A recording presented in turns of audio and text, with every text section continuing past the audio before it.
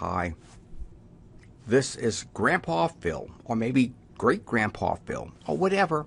I like reading books, and this is a story I'm going to read to you if you have the book. It's called And to Think That I Saw It on Mulberry Street by Dr. Seuss.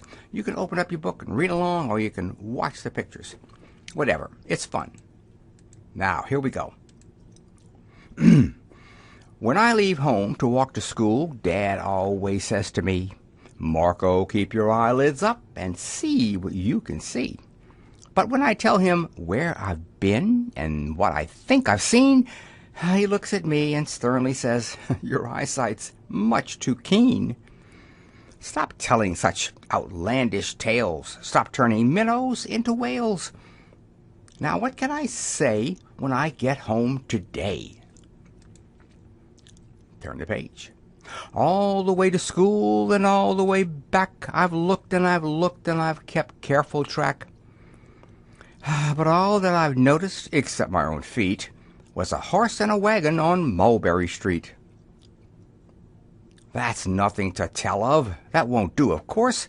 Just a broken down wagon that's drawn by a horse. That can't be my story. That's only the start.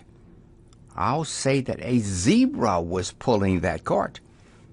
And that is a story that no one can beat when I say that I saw it on Mulberry Street. Yes, the zebra is fine, but I think it's a shame, such a marvelous beast with a cart that's so tame. The story would really be better to hear if the driver I saw were a charioteer. A gold and blue chariot makes something to meet, rumbling like thunder down Mulberry Street. Now that's good, yeah. No, it won't do at all. A zebra's too small.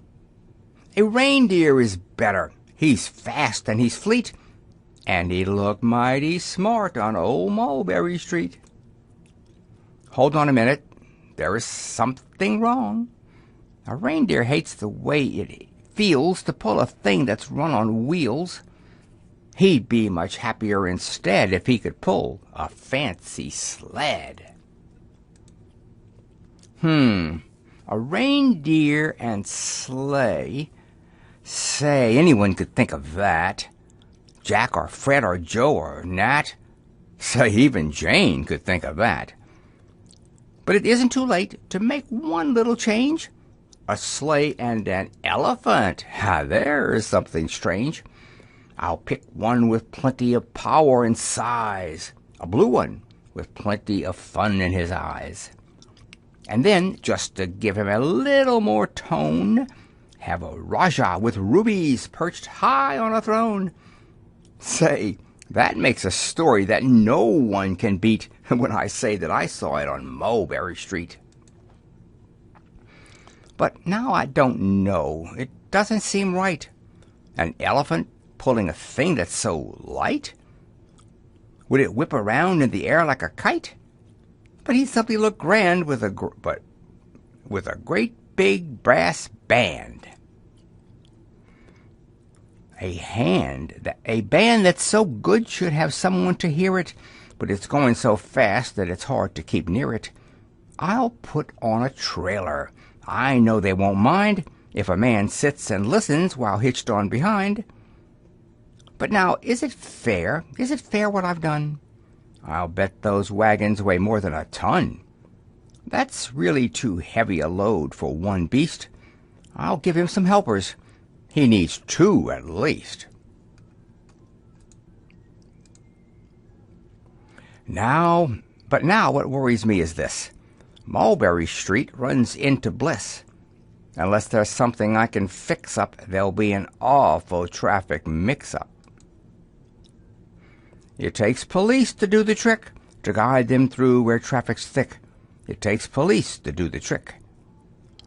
They'll never crash now. They'll race at top speed with Sergeant Mulvaney himself in the lead. There they are in their motorcycles.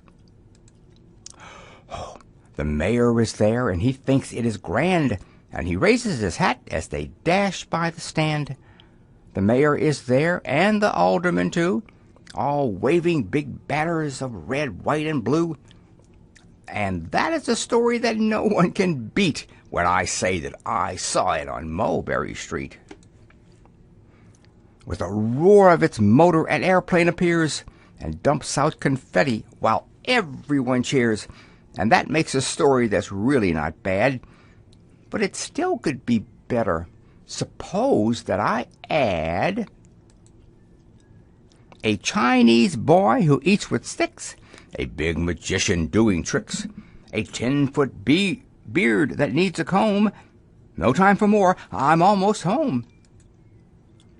I swung round the corner and dashed through the gate. I ran up the steps and I felt simply great. For I had a story that no one could beat, and to think that I saw it on Mulberry Street. But Dad said quite calmly, just draw up your stool and tell me the sights on the way home from school. There was so much to tell, I just couldn't begin. Dad looked at me sharply and pulled in his chin. He frowned at me sternly from there in his seat. Was there nothing to look at? No people to greet? Did nothing excite you or make your heart beat? Nothing, I said, growing red as a beet, but a plain horse and wagon on Mulberry Street. And that's the story of Mulberry Street. To think that I saw it on Mulberry Street by Dr. Seuss. This is Papa Phil, or Grandpapa Phil, saying bye-bye. I'm going to read lots more. Hope you have a wonderful day.